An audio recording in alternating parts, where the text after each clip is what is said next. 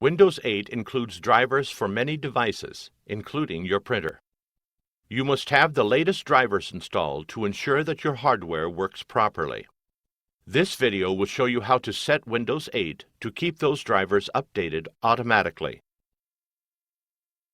You can find additional helpful videos at hp.com/support videos and on our YouTube channel, youtube.com/HP printer support. In this video, we will use a mouse to select items. If you are using a touchscreen computer, you will tap the selection whenever the video says click. From your computer, right-click the lower left corner of the computer screen to open the menu. Click Search. Click Settings.